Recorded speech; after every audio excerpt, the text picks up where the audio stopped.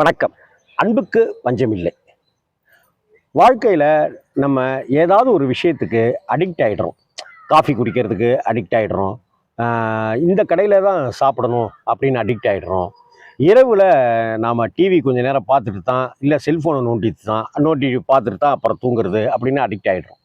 இது மாதிரி பெரிய விஷயம் அடிக்ட் ஆகுறது அப்படிங்கிறது போதைக்கு அடிக்ட் ஆகிறது தான் இல்லையா? நம்ம புத்தியவே மழுங்கக்கூடிய அப்படி ஒரு அடிக்டான ஒரு தம்பிக்காக அண்ணன் செய்த விஷயம் என்ன? அதுதான் என்னைய இங்கே பேச வச்சிருக்கு.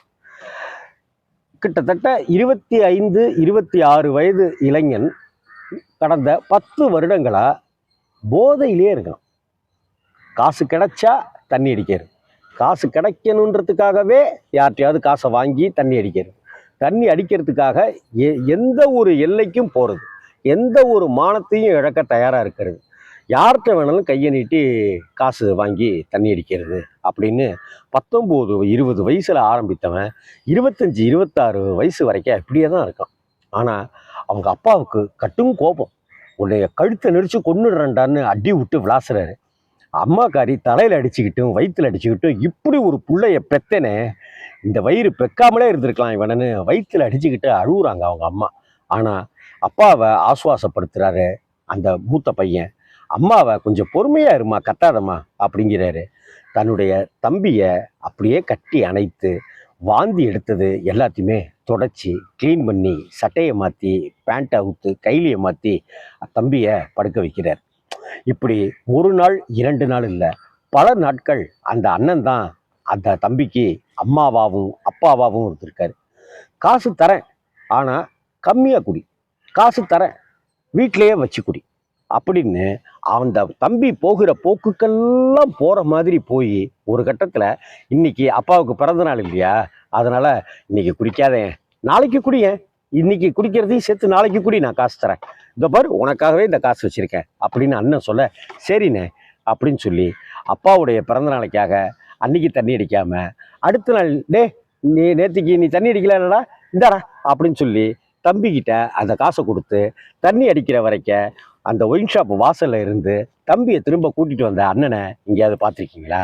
அப்படி ஒருத்தரை நான் சந்தித்து இந்த விஷயத்தெல்லாம் பேச பேச பேச கரன்னு எனக்கு உள்ளார கண்ணிலேருந்து தண்ணி வருது. எங்கள் அப்பா தண்ணியெலாம் அடிக்க மாட்டாருங்க. எங்கள் அக்காவை கல்யாணம் பண்ணி கொடுத்தோம், எங்கள் அக்கா வீட்டுக்காரரும் தண்ணி அடிக்க மாட்டார். எனக்கும் இந்த தண்ணி அடிக்கிறது சிகரெட் அடிக்கிற பழக்கம்லாம் கிடையாது. ஆனால் என் தம்பி காலேஜ் படிக்கும்போது அப்படி கற்றுக்கிட்டு இன்றைக்கி பெரிய பாதிப்புக்குள்ளாயிட்டாங்க. நீங்களே சொல்லுங்கள், எங்கள் அப்பாவும் புறக்கணிச்சு எங்கள் அம்மாவும் புறக்கணிச்சிட்டா என் தம்பி என்னங்க செய்வான்? எனக்கு சின்ன வயசுலேருந்தே என் தம்பியை எனக்கு ரொம்ப பிடிக்குங்க. எனக்கும் அவனுக்கும் கிட்டத்தட்ட ஒரு 6-7 வயசு தான் வித்தியாசம். ஆனால் எனக்கு அவன் என் தம்பி மாதிரியே தெரிய மாட்டாங்க, என் பையன் மாதிரி தாங்க எனக்கு தெரியும் அப்படின்னு சொன்ன அந்த அண்ணனை எத்தனை தடவை வேணாலும் கையெடுத்து கும்பிடலாம். இப்படி அவனுடைய போக்குக்காகவே அப்படியே விட்டார். திடீர்னு பையன் இப்போ பர்ஸில் இருக்கிற பணத்தை எடுத்துட்டு தம்பி போயிடுவான். இவனை தம்பி போகிற ஏரியாவிலெல்லாம் தேடுவார். பார்த்தா தம்பி இருக்க மாட்டார். திடீர்னு பார்த்தா திருவண்ணாமலையிலேருந்து ஒரு ஃபோன் வரும், உங்கள் தம்பி இங்கே போதையில் மயங்கி கிடக்கிறாருங்க, கொஞ்சம் கூட்டிகிட்டு போங்க அப்படின்னு சொன்னாக்கா, இவர் உடனே பெங்களூர்லேருந்து புறப்பட்டு, அங்கே பெங்களூரில் வேலை பார்த்துருக்கா போயிட்டார் அவர்.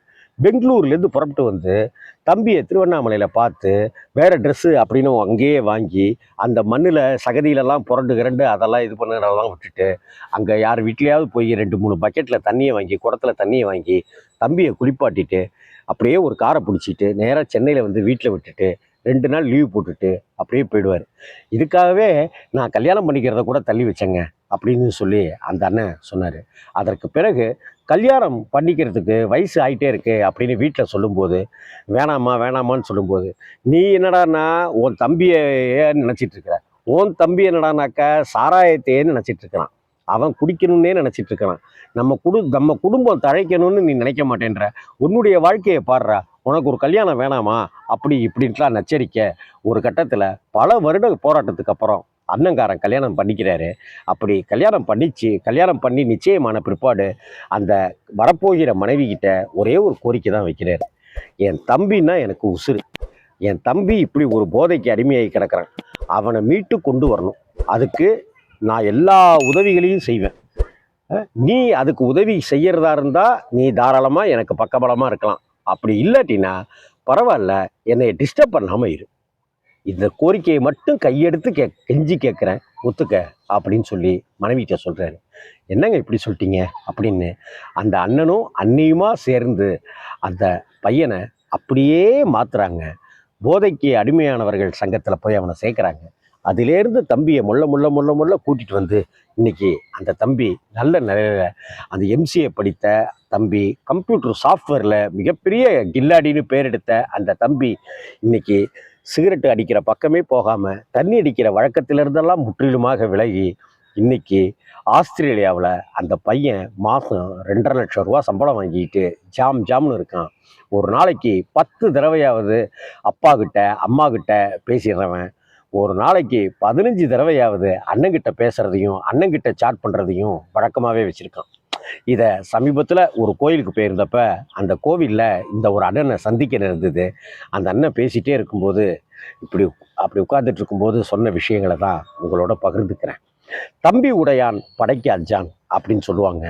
அண்ணன் உடையான் படைக்கு அஞ்சான். அண்ணன் உடையான் போதையிலிருந்து மீண்டு வருவான், ஜெயிப்பான். இதாங்க உண்மை. அன்புக்கு இந்த உலகத்தில் நிகரே கிடையாதுங்க. இணையானதே எதுவுமே கிடையாது. வணக்கம்.